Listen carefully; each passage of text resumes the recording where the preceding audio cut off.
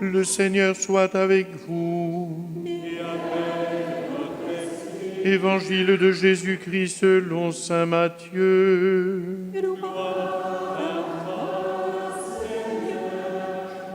En ce temps-là, Jésus disait à ses disciples cette parabole. Le royaume des cieux est comparable au maître d'un domaine qui sortit dès le matin afin d'embaucher des ouvriers pour sa vigne. Il se mit d'accord avec eux sur le salaire de la journée, 1 denier, c'est-à-dire une pièce d'argent, et il les envoya à sa vigne. Sorti vers 9 heures, il en vit d'autres qui étaient là, sur la place, sans rien faire. Et à cela il dit, « Allez à ma vigne, vous aussi, et je vous donnerai ce qui est juste. » Et ils y allèrent.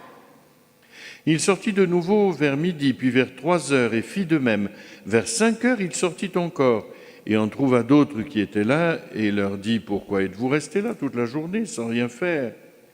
Ils lui répondirent, « Parce que personne ne nous a embauchés. » Il leur dit, « Allez à ma vigne, vous aussi. » Le soir venu, le maître de la vigne dit à son intendant, « Appelle les ouvriers et distribue le salaire en commençant par les derniers pour finir par les premiers. » Ceux qui avaient commencé à 5 heures s'avancèrent et reçurent chacun une pièce d'1 denier.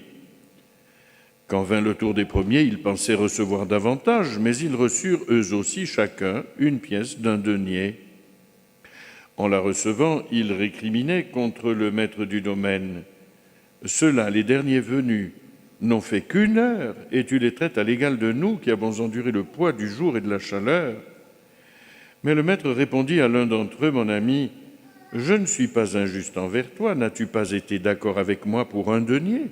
Prends ce qui te revient et va-t'en. Je veux donner au dernier venu autant qu'à toi.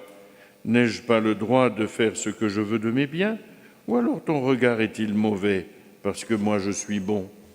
C'est ainsi que les derniers seront premiers et les premiers seront derniers. » Acclamons la parole de Dieu.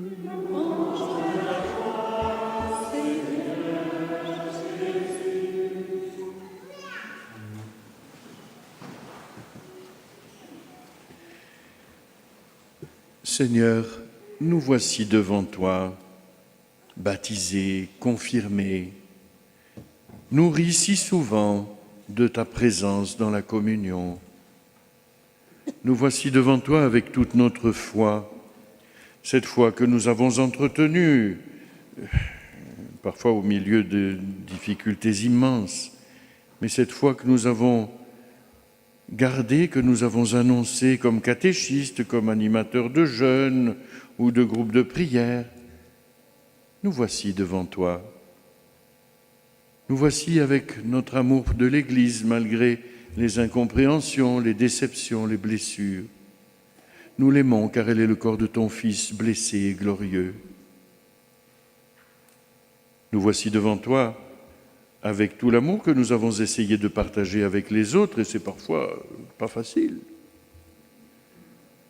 Nous voici devant toi, debout dans l'espérance, malgré tout ce que nous avons enduré parfois.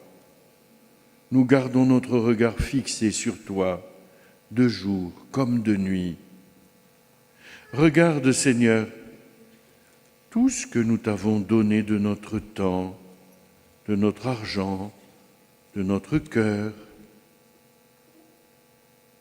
Alors le Seigneur nous répond avec douceur, « Viens, viens, serviteur bon et fidèle, reçois le royaume préparé pour toi depuis l'origine des temps. Mais attends un peu, il y en a d'autres que je souhaite accueillir avant toi. » Alors, nous attendons, en espérant voir passer devant nous les saints, les martyrs, les consacrés, les super apôtres. Et puis non.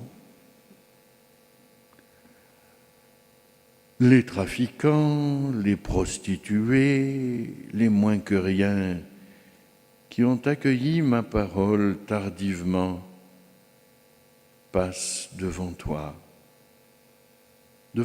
qui es fidèle depuis la première heure. Et notre échelle du mérite est renversée. nos catégories sont bouleversées. Je veux donner au dernier venu autant qu'à toi. Chers amis, qu'est-ce que nous regardons? Le Seigneur ou nos efforts? Qu'est-ce que nous regardons? Le royaume que Dieu nous donne ou la peine que nous nous sommes donnée? Chers amis, le but est le même pour nous tous, derniers arrivants ou chrétiens de la vieille garde. La liberté de Dieu est infinie. Il n'est pas contraint par ma fidélité, mes bonnes œuvres, mes heures de fatigue, tous ces découpages passionnants que j'ai faits pour les enfants de 7 ans, pour avoir remis en place les chaises de la salle paroissiale depuis 20 ans. Tout ça, c'est normal, chers amis. C'est la norme de la vie chrétienne. Mais qu'un tripoteur magouilleur ou qu'une prostituée découvre ma parole et la mette en pratique, ça, c'est merveilleux.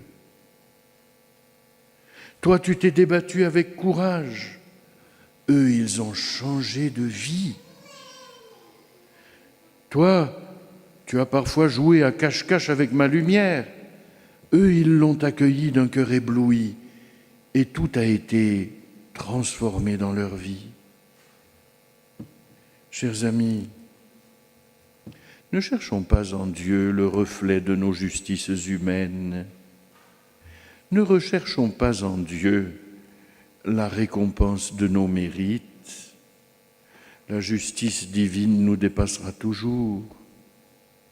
Et la brebis perdue sera toujours accueillie avec un amour plus grand que les 99 autres qui sont là. Nous ne sommes, chers amis, riches que de nos pauvretés et de la grâce de Dieu.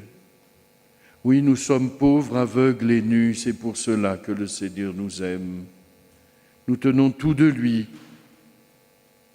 et c'est à lui que nos pauvres vies veulent rendre gloire, chacun à sa façon, avec son histoire.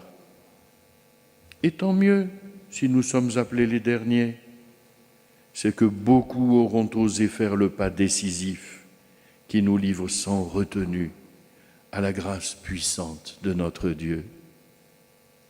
Amen.